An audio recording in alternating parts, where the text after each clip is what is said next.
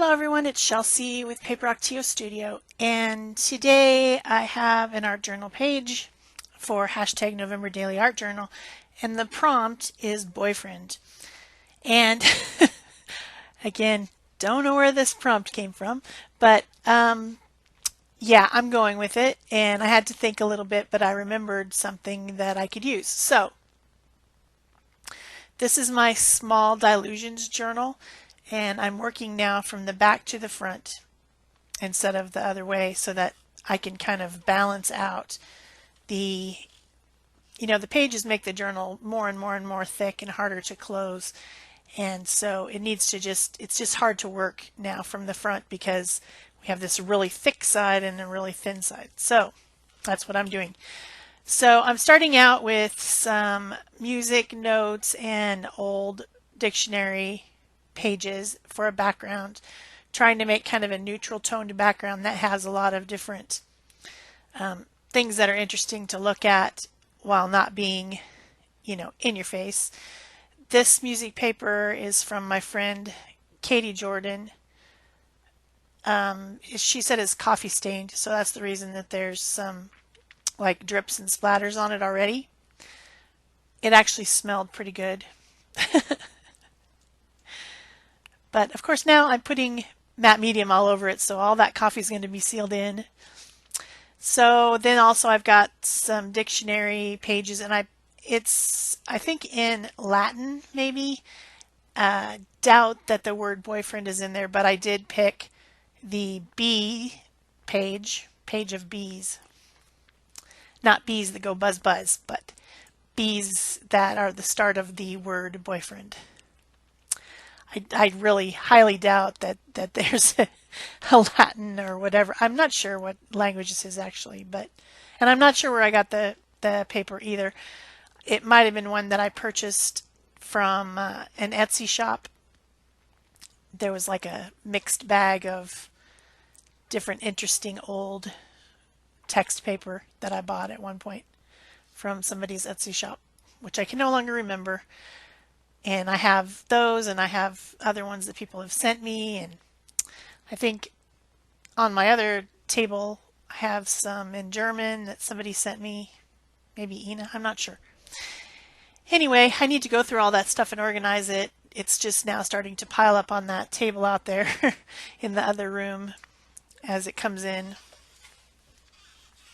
I've been involved in some swaps and things, and people send along fun stuff when they send their swap thing. They usually send a few extra little things.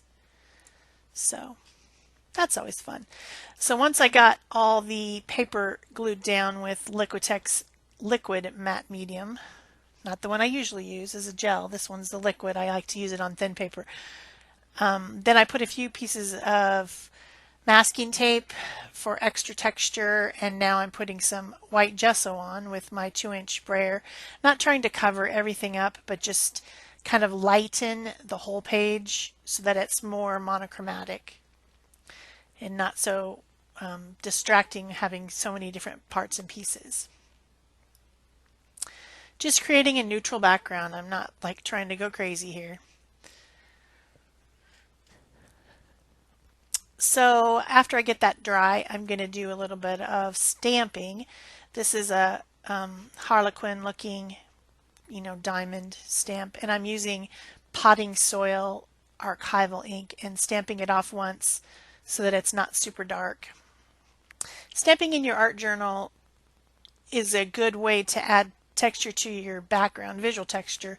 But if you're trying to make a good image, it's really just tricky. So it's easier to just do it as a background that's going to be blended in at some point and not really super visible, because getting a real clean line of stamping when it's a bound journal like this is just tricky.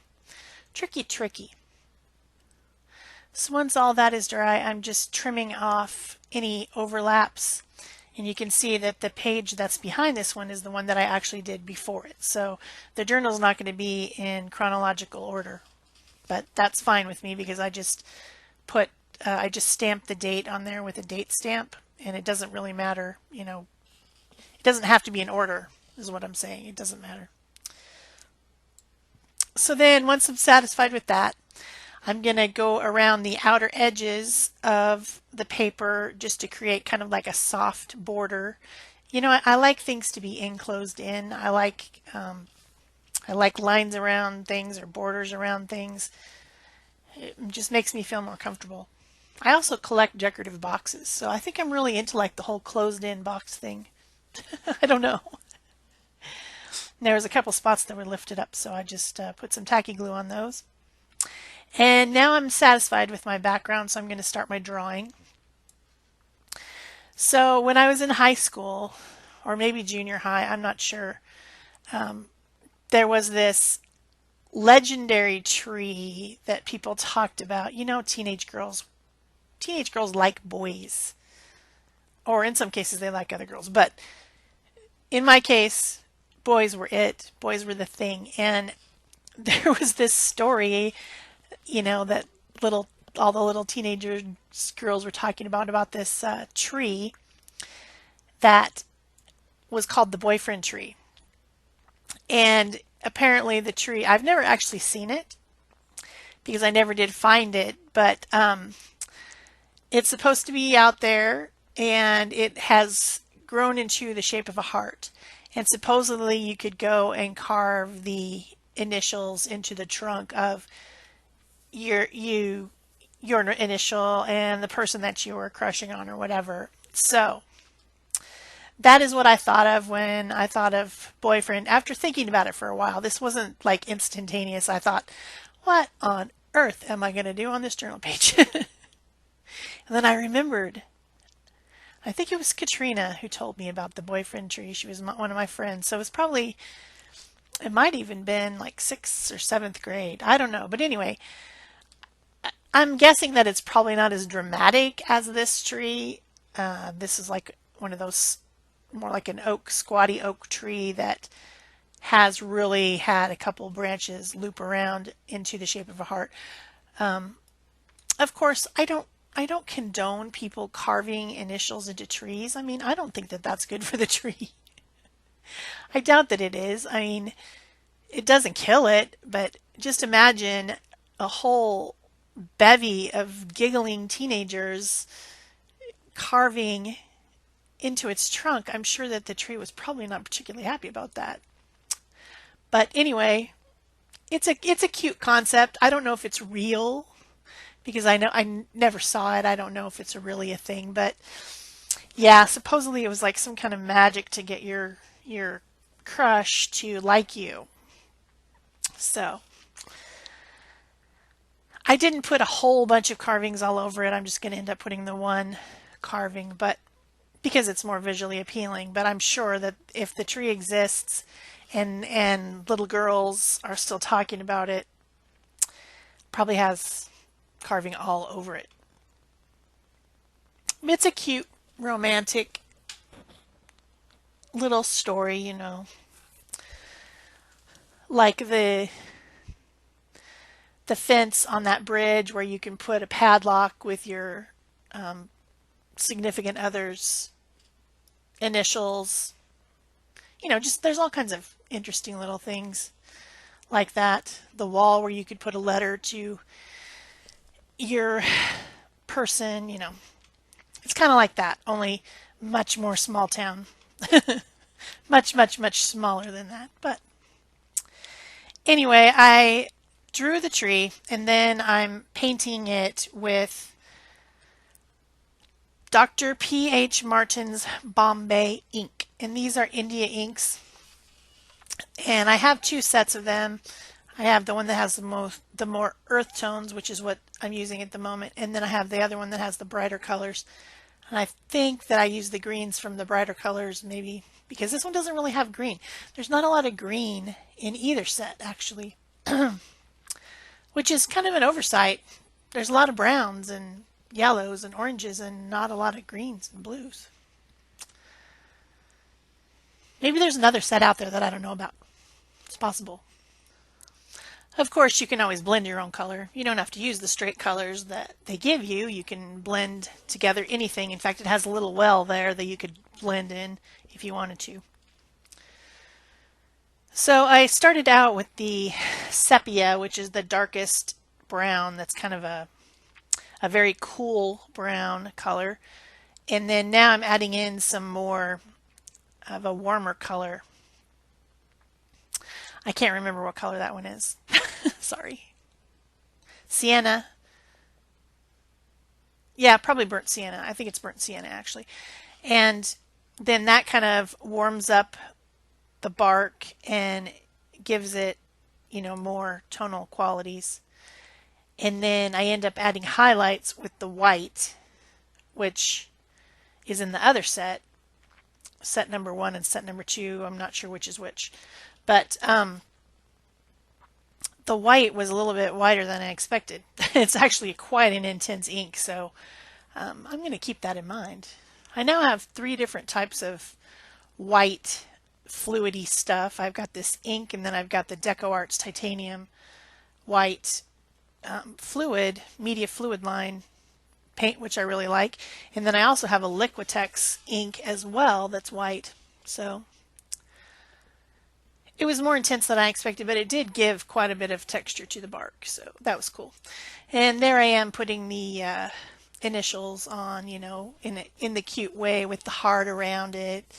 M plus P. Aw. So now I want to put some leaves on, but the 2 colors that I have of green, one of them's too light and spring colored, and the other one is too dark and bluish toned. So I end up putting some of this yellow ochre and making more of like an olivey color with it rather than a true spring green to begin my leaves. And I'm not being fussy. I'm just painting them on. They're not drawn or anything. I'm just painting them on quickly. Not as quick as this video is, though, of course. This is 4 times fast.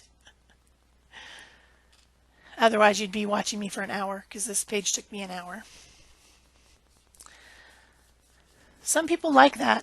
They like to watch it in real time, but I'm way, way, way too impatient, so I don't like watching it in real time. So lots of leaves on all the little tips of the branches.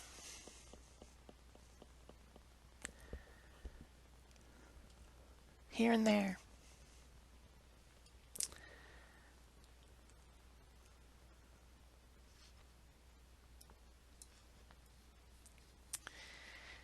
And then I'm going to end up getting the darker green. I guess not quite yet. Oh, I'm putting some grass in to give the ground a little bit more interest.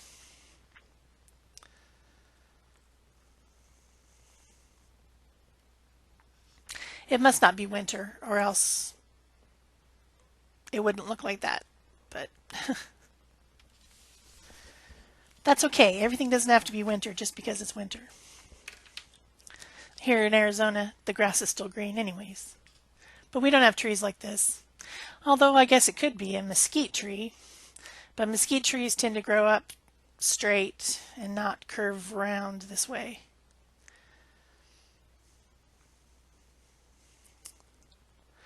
Yeah, then I took the darker color of green, which is a more blue tone, but I added in that same yellowy color to make it a little bit less blue toned, make it more of an olivey color. And that's just add a little shading to all the leaves.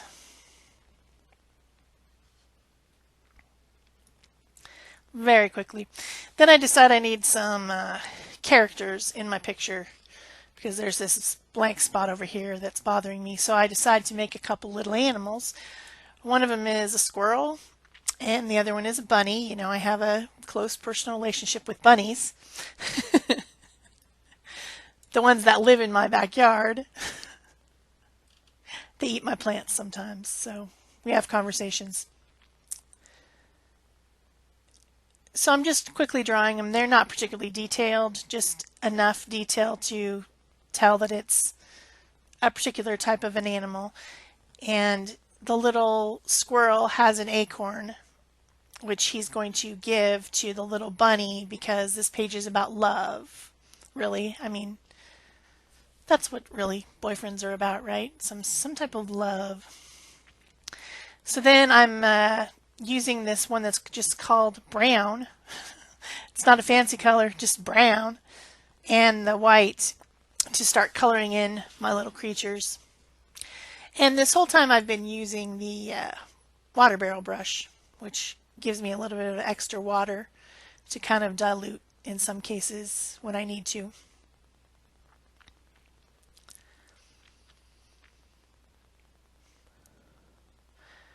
So since these are India ink, I'm using it as if it's a watercolor. I'm mixing it with water, I'm blending it with water and everything, but it's permanent when it's dry. So it's like permanent watercolors because they're India ink. So then I put out some of this reddish brown. It's quite red for the squirrel because I think squirrels are reddish brown. At least forest squirrels are. So if you're enjoying this video, please remember to give it a thumbs up, leave me a comment, subscribe if you haven't already, and share if you want to. And of course, you can go type in the hashtag November Daily Art Journal into Instagram, and it will come up with a folder of all kinds of different people who are making pages with the same prompt, because that's where people are posting if they're not posting on YouTube. Some people are posting on Facebook as well, so you could use the hashtag there as well. Or you can just put the hashtag really in Google and it'll come up with everything that has that hashtag if you really want to look around. Also, I've been putting links to my friends Peg and Sheri to their videos when I have them, when I have the links in the description box below, as well as the materials and links to everything that I used on the page. If I can find it, I put that down there too in case you need it. So there's lots of information in the description box below, because that's it's a description box. It's describing. So then I got out my black and white fine tip Posca pens, and I'm giving a little bit more detail to my creatures. Not drawing whole lines all around everything, but just kind of adding in some lines, darkening up their noses and their eyes so that they're a little bit more distinct, and then adding little highlights as well.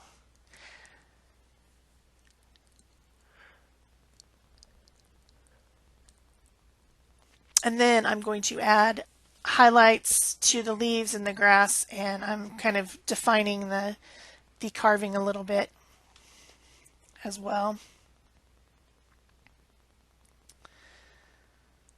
And that's about it. It's going to be detailing with the Posca pens, and then I believe I'm done.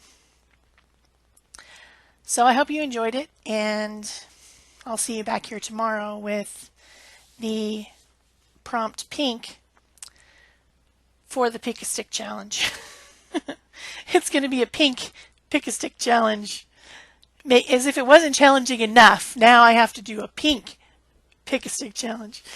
So I'm going to go do that pretty soon. Anyway, that's it for me. Thanks. Bye-bye.